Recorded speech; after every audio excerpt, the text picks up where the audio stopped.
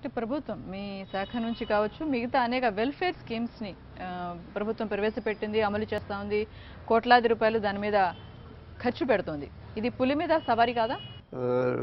గోళ్ళ మీదంతా రాపించారు, బాబు వస్తే జాబ్ వస్తుంది అని చెప్పి. బాబు వచ్చాడు, ఉండే జాబులు పోయాయి, 3 లక్షల చిల్లర. కాంట్రాక్ట్ ఉద్యోగులందరినీ కూడా తీసేశాడు. ఆ, మా నాయకుడు చెప్పలేదు ఎన్నికల ముందు, కానీ యువకులకు ఒక నమ్మకం ఉన్నది. ఆ నమ్మకాన్ని నిలబెట్టుకునే విధంగా దాదాపు 4,20,000 మందికి ఒక్కసారిగా వాలంటీర్లు కానీ సెక్రటరీలు కానీ ఒక్కసారిగా ఉద్యోగాలు ఇచ్చిన ఘనత మన ముఖ్యమంత్రి గారు. అంటే ఇప్పుడు వెల్ఫేర్ స్కీమ్స్ మీద డబ్బులంతా అసలే ఇప్పటికే ఫైనాన్షియల్ క్రైసిస్లో ఉంది స్టేట్, అయినప్పటికీ వెల్ఫేర్ స్కీమ్ మీద ఎక్కువ పెడుతున్నారు. డెవలప్మెంటల్ యాక్టివిటీ ఏంటి మరి? వైఎస్ రాజశేఖర రెడ్డి గారు ముఖ్యమంత్రి గారు దాదాపు 1.5 సంవత్సరం, దగ్గర ఒక సంవత్సరం 7-8 నెలలు వెల్ఫేర్ స్కీమ్స్ మీదే దృష్టి పెట్టారు.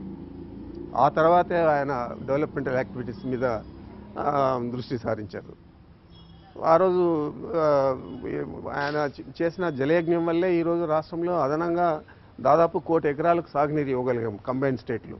మరి అంత గొప్ప కార్యక్రమం ఆయన 3 సంవత్సరాల్లోనే చేశారు. మరి మా ముఖ్యమంత్రి చేయలేడా?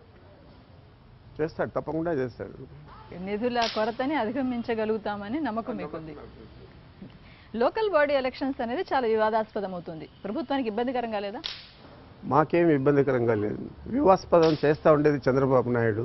వివాదాస్పదము చేయడానికి కారణము మన state election commission Nimmagadda Ramesh Chowdary garu. అంటే ప్రభుత్వం ఒక ఘర్షణ పడతా ఉన్నట్టు స్పష్టంగా, అంటే స్టేట్ ఎలక్షన్ కమిషన్కి ప్రభుత్వానికి మధ్య ఉన్న ఒక ఘర్షణ, కోల్డ్ వార్. ఆయన ఆలోచన నిన్న కూడా ఏదో ఒక లేఖ రాశాడు, ఈ ఫైలింగ్ చేయాలా నామినేషన్స్ అని. అంటే మా ఊర్లో నేను పోటీ చేయాలంటే హైదరాబాద్లో కూర్చొని నేను నామినేషన్ చేయొచ్చు. ఇలాంటి నామినేషన్ల ప్రక్రియ కూడా చేయాలనే ఆలోచనతో ఆయన ఒక లేఖ కూడా రాశారు. దాని మీద కూడా మేము నిశ్చితంగా చూస్తూ ఉన్నాము. దాని మీద ఏ విధంగా స్పందించాలో స్పందిస్తాము. దాన్ని మేము పెద్దగా పట్టించుకోవడం లేదు. ఎందుకంటే ప్రజల్లో మాకు బలం ఉంది. 90% మేమే గెలుస్తాము. లేదంటే 100% వచ్చినా కానీ ఆశ్చర్యం లేదు. కాబట్టి దాని గురించి మేము ఏం పెద్ద ఆలోచన చేయడం. ఇప్పుడు ఏకగ్రీవాలన్నీ కూడా రద్దు చేయాలి, మళ్ళీ ఫ్రెష్గా చేయాలని చాలా మంది అఖిలపక్ష సమావేశంలో వ్యక్తం చేశారు అభిప్రాయం. రాజకీయ అనుభవం లేని వారు ఏదైనా మాట్లాడతారు. రాజకీయ అనుభవం ఉంటే ఒకసారి నువ్వు ఎలక్ట్ అయిన తర్వాత డిక్లరేషన్ ఫారం తీసుకున్న తర్వాత ఏ విధంగా మళ్ళీ తిరిగి ఆ ఎన్నికను నిర్వహిస్తారు? కోర్టు ద్వారా అతను డిస్క్వాలిఫై అయితే తప్ప. అంటే ఇప్పుడు ఎన్నికలకు వెళ్ళడానికి వైఎస్ఆర్సీపీ భయపడుతుందని చంద్రబాబు అంటున్నారే.